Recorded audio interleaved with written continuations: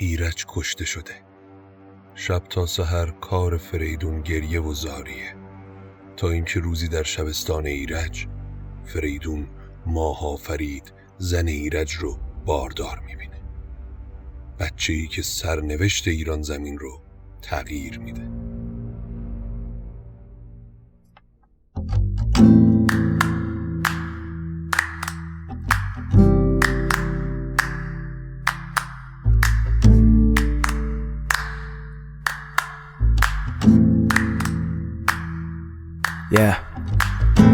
اگه حالت گرفته است، چشات پف کرده و خسته است، پاشو چای دم کن، کیک تو فرن بشین و گوش کن به داستامینوفن.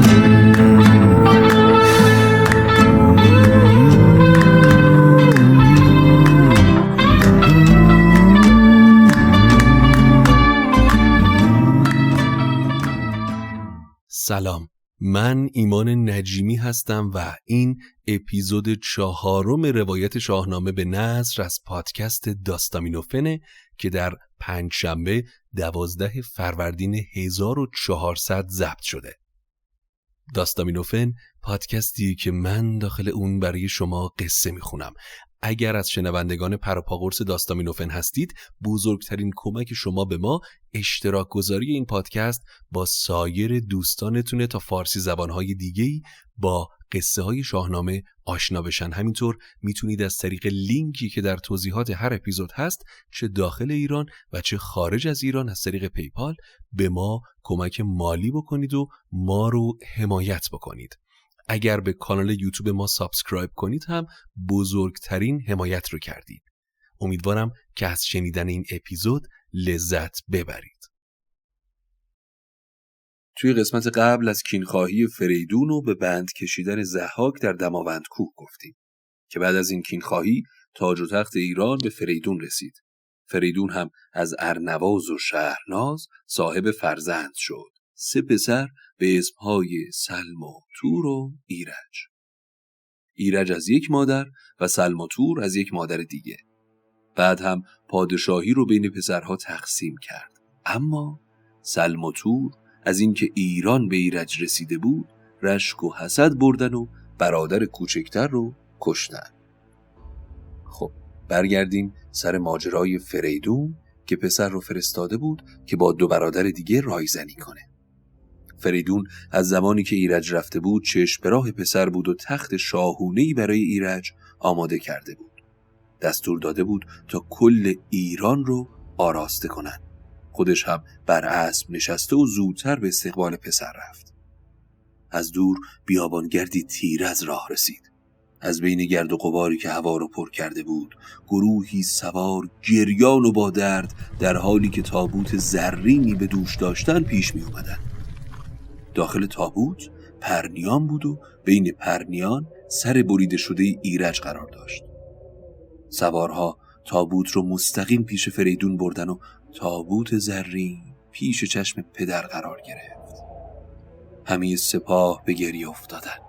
فریدون از اسب به زمین افتاد و همه سپاه خاک بر سرشون میریختن.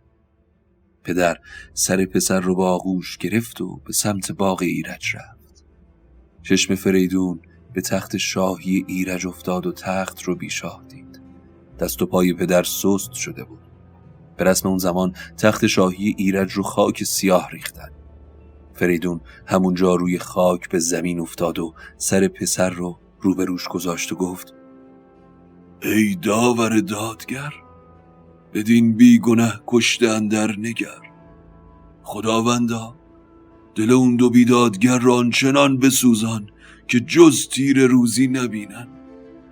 خدایا انقدری به من عمر بده که به چشم ببینم از فرزندان ایرج یکی کمر به کینخواهی از اون 2 ببنده. روزها فریدون غرق گریه بود. انقدر آب از چشمهاش رفت که اطراف فریدون گیاه از خاک سر در آورد. بر بستر آروم نمی گرفت. روی زمین می خوابید. خاک بالین فریدون شده بود. یه روز اما فریدون به شبستان ایرج رفت. در بین زنای ایرج چشمش به ماه‌آفرید افتاد که از قضا فرزند ایرج رو باردار بود. فریدون شاد شد و در دل آرزو کرد که فرزند ایرج پسر باشه و انتقام خون پدر رو بگیره. اما موقع زایمان فرزند ایرج دختر بود. فریدون دختر رو با شادی و عشق بزرگ کرد. وقتی دختر به سن ازدواج رسید، فریدون برادرزاده خودش پشنگ رو به نامزدی دختر درآورد. مدتی گذشت و دختر فرزندی به دنیا آورد، درست شبیه به ایرج. اما چشمهای فریدون از بس که در سوگ پسر از دست رفتش گریسته بود، نابینا شده بود. قادر به دیدن نوزاد نبود. فریدون شبها در ایوان رو به درگاه خدا دعا می کرد که خدایا، ای کاش چشمها می دید و به صورت این پسر فقط لحظه ای نگاه می کردم. فریدون روز و شب گریه می کرد و چشمهاش رو از خدا می خواست. روزها گذشت تا روزی ز بس که از جهان آفرین کرد یاد، ببخشید و دیده بدو باز داد. فریدون چو روشن جهان را بدید، به چهره نوآمد سبک بنگرید. چون این گفت که از پاک مام و پدر، یکی شاخ شایسته آمد ببر. می روشن آمد ز پرمای جام، مران چهر دارد منوچهر نام. به فرمان خدا و به پاس نیکویی های فریدون دو چشمش بار دیگه بینا شده بودن و وقتی زیبایی کودک متولد شده رو دید، اسم اون رو منوچهر گذاشت و به رسم زمان به اون آیین جنگ و کشورداری رو یاد داد. منوچهر اون قدری بزرگ شد که میتونست کینخواه ایرج باشه. به فرمان فریدون تمامی سرداران پیش منوچهر اومدن. قارن کاویان یا همون پسر کاوه آهنگر همرزم فریدون بود برای به بند کشیدن ضحاک. گرشاسب، سام نریمان، کشواد زرین کلاه همه با اون دست یاری دادن تا انتقام ایرج رو بگیرن. به سلماتور خبر رسید که چه نشستین که منوچهرشاه به کینخواهی ایرج بلند شده. دو برادر فکری شدن که چجوری از این اتفاق جون سالم به در ببرن. پس به این نتیجه رسیدن که فرستاده‌ای رو به ایران بفرستن تا بابت کشته شدن ایرج عذرخواهی کنه و از این کینخواهی جلوگیری کنن. پس در گنج‌هاشون رو باز کردن و پیشکشی شایسته همراه با یک فرستاده چرب زبون و سخنگو رو به سمت فریدون فرستادن. فرستاده خودش رو به فریدون رسوند و گفت آن دو پرگناه همی سوی پوزش بجویند راه. سلماتور میخواستند که شما سرورم بدونید دیو ناپاک دل اونها رو از ترس خدا خالی کرده بود و حالا از شما بخشایش میخوان. باشه که فریدون از گناه ما بگذره و منوچهر رو پیش ما بفرسته تا با اون بیعت کنیم و با اشک و زاری گناه خودشون رو بشورن. فرستاده هدیه‌های فراوون هم پیش کشید و منتظر جواب شد. فریدون وقتی تموم حرفهای فرستاده رو شنید در جواب گفت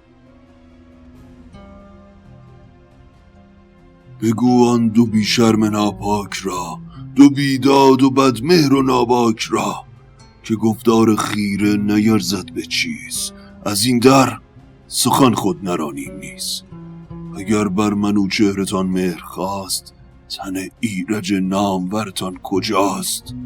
که کام دد و دام بودش نهفت، سرش را یکی تنگ تابوت جفت. کنون چون ز ایرج بپرداختید، به کین منوچهر برساختید. نبینید رویش مگر با سپاه، ز پولاد بر سر نهاد کلاه. ابا گرز و با کاویانی درفش، زمین کرده از سم اسپان بنفش.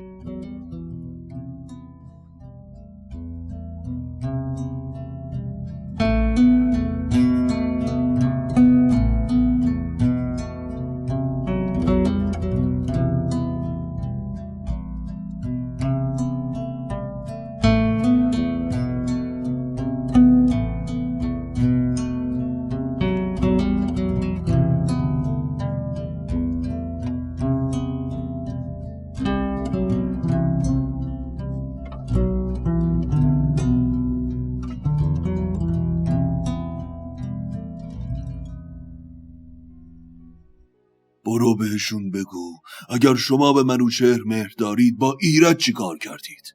امروز هم به خون منوچهر تشنه‌این و با اون هم همون کار رو میکنین. منوچهر رو فقط روزی میبینین که سپاهش تموم دشت رو گرفته باشه.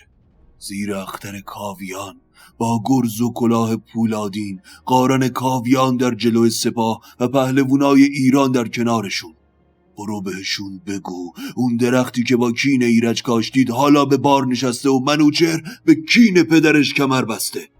سام نریمان و گرشاسب با سپاهی به وسعت کوه به دیدار شما میان. اگر آمرزشی میخواین از خدا طلب کنین. مکافات بدی توی هر دو جهان گریبانگیر آدمه. و اما این هدایایی که فرستادین تا قبول کنم و خون پسرم و زیر پا بگذارم، نه، من دیگه پیر شدم و جون فرزندم رو به زر نمیفروشم. بهشون بگو تا من زنده هم با تمام پیری که دارم از کین ایرج نمیگذرم.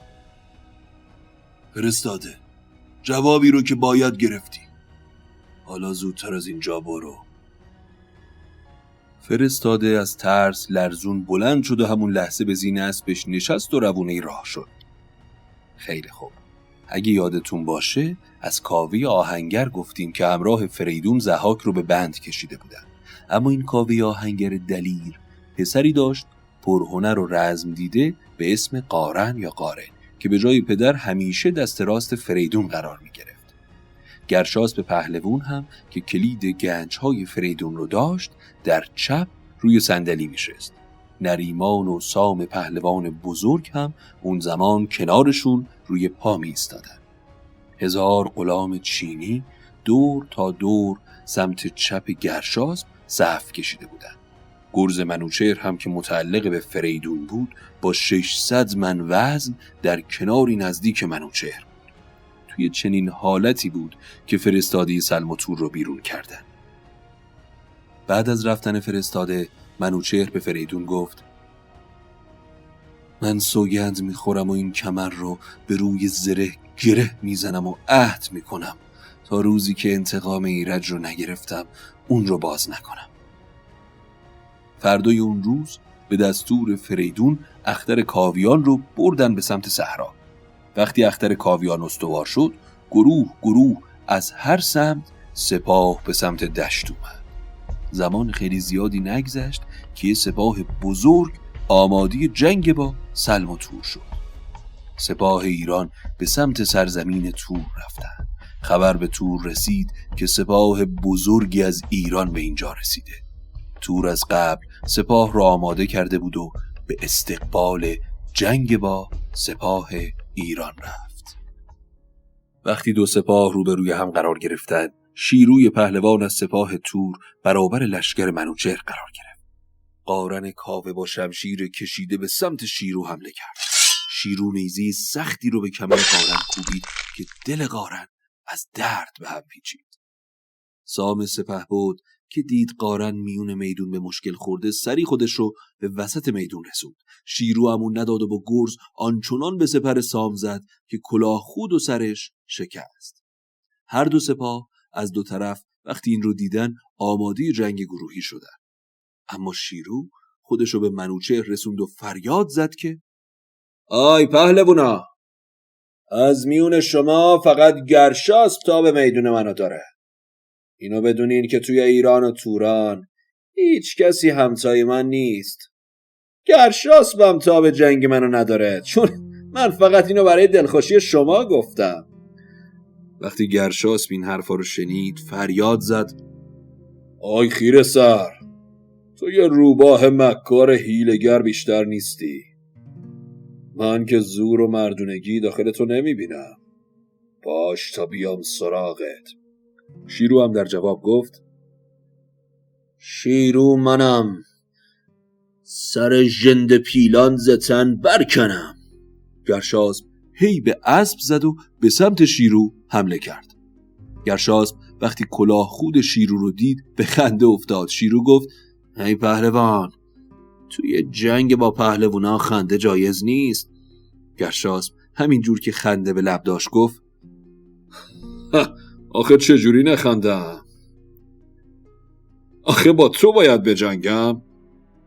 چگونه نخندم به دشت نبرد که پیشم تو آیی و جنگ آوری. وقتی دو پهلوان شروع به لاف زدن کردن و این لاف زدن رو بالا گرفت، گرشاسب دست به زین برد و گرزش رو بیرون کشید و به سر شیرو کوفت. سپاهیان توران به سمت ایران حمله کردن و دو سپاه تا شب شمشیر زدن و جنگیدن. سپاه ایران در جنگ اول پیروز از جنگ برگشت. سلم و تور غمگین و شکست خورده به چادرهاشون برگشتن و گفتن اگه فردا هم جنگ به این شکل پیش بره قطعاً ما شکست میخوریم. با مشورت بسیار تصمیم گرفتن تا شبونه به منوچهر و سپاهش شبیخون بزنن. وقتی شب رسید سیاهی تمام کوه و صحرا رو فرا گرفته. صدای خنده و گپ زدن سربازا دور تا دور آتیش بلند شد. تورم دیگه آماده شبیخون شده بود. هنوز حرکت نکرده بودن که جاسوسا به منوچهر خبر دادن که امشب سلم و تور شبیخون میزنن. طلایه ها دوان پیش منوچهر رفتن و خبر شبیخون سلم و تور رو بهش دادن. منوچهر سپاه رو به قارن داد و خودش با 30,000 از سپاهیانش به کمین نشست. شب از نیمه گذشته بود. ماه تمام دشت رو روشن کرده بود که تور با 100,000 سپاهی به سمت منوچهر حرکت کرد. اما وقتی به سپاه منوچهر رسید، قارن کاوه رو به همراه سپاه ایران تمام قد آماده جنگ دید. پس ناچار به جنگ شدن.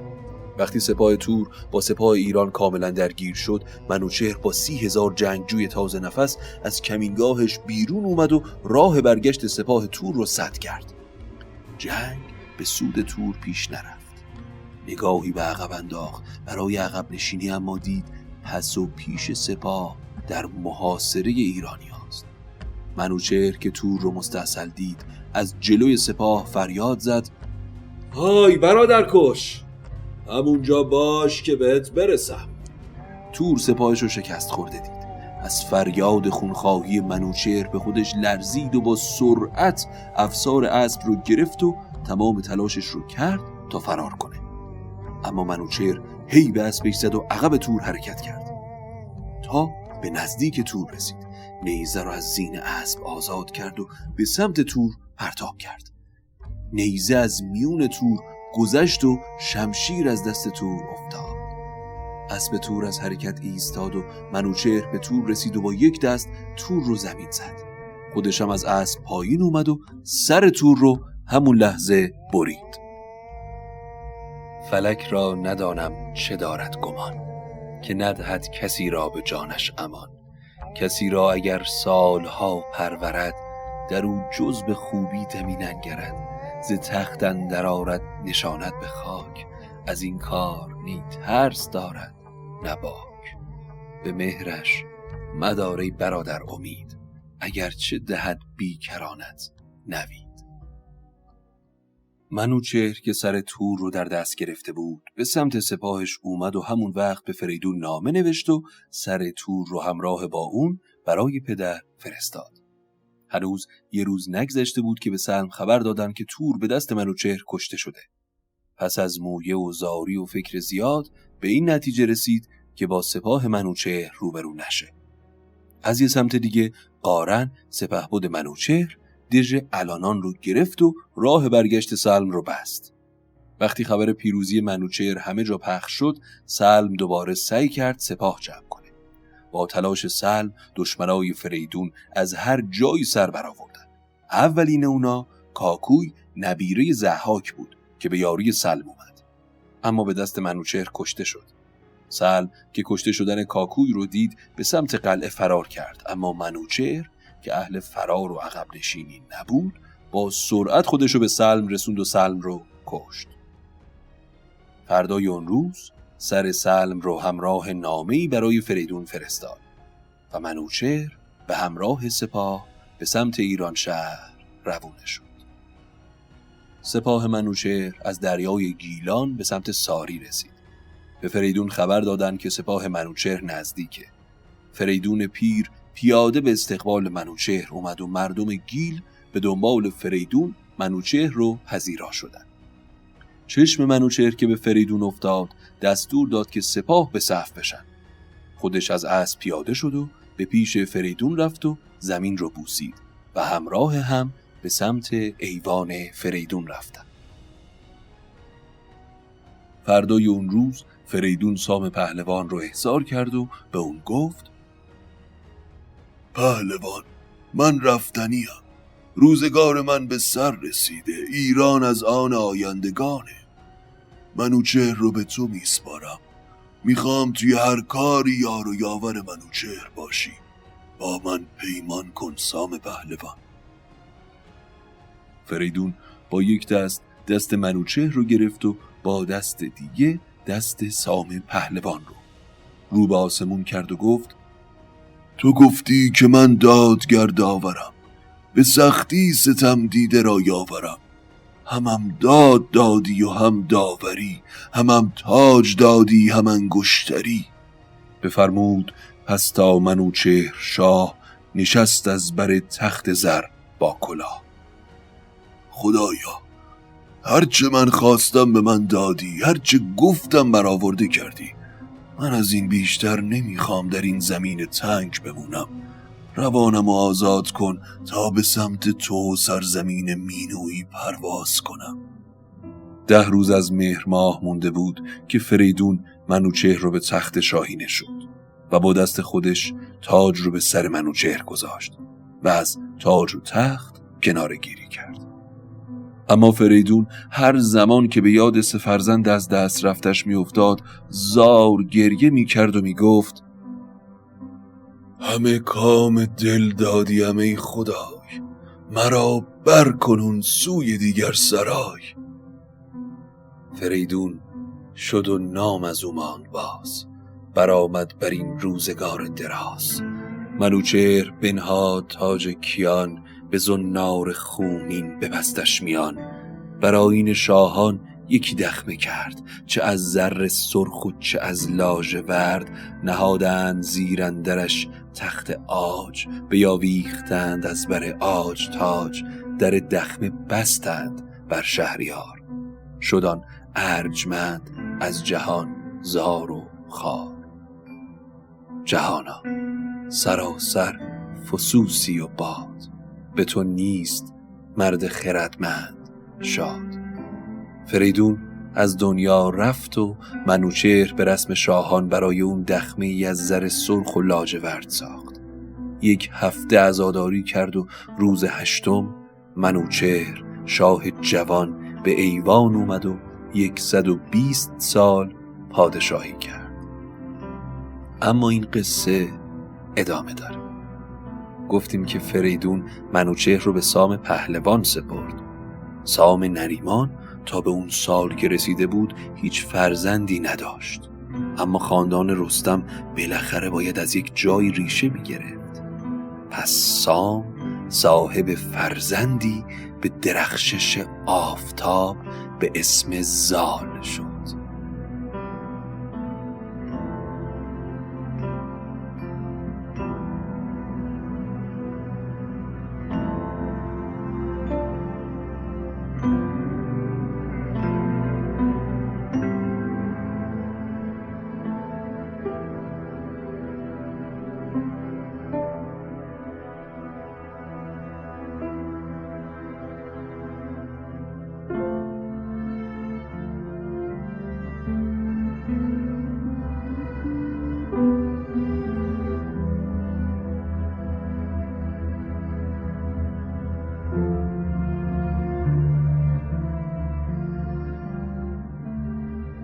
پس قسمت بعدی رو از دست ندین که ماجرای به دنیا اومدن زال و قصه های سیمرغ رو دنبال کنیم.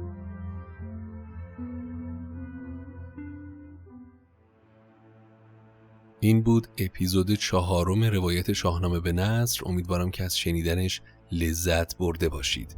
این اپیزود در 12 فروردین 1400 منتشر شده. در هر پلتفرمی که دارید این پادکست رو دنبال میکنید، میشنوید یا میبینید، حتما برای ما پیغام بگذارید. با جان دل پیغام هاتون رو من میخونم و دنبال میکنم و جوابتون رو میدم. اما اگر دوست دارید به ما کمک بکنید تا چراغ این پادکست روشن بمونه، این اپیزود و این پادکست رو با سایر دوستانتون به اشتراک بگذارید تا فارسی زبانهای بیشتری با داستامینوفن و شاهنامه آشنا بشن. همینطور لینکی در توضیحات هر اپیزود هست تحت عنوان حمایت مالی از شاهنامه به نثر که چه داخل ایران باشید و چه خارج از ایران میتونید از ما حمایت مالی بکنید تا چراغ این پادکست روشن بمونه. امیدوارم که در سلامتی باشید و تا اپیزود بعدی قصتون بی غصه باشه.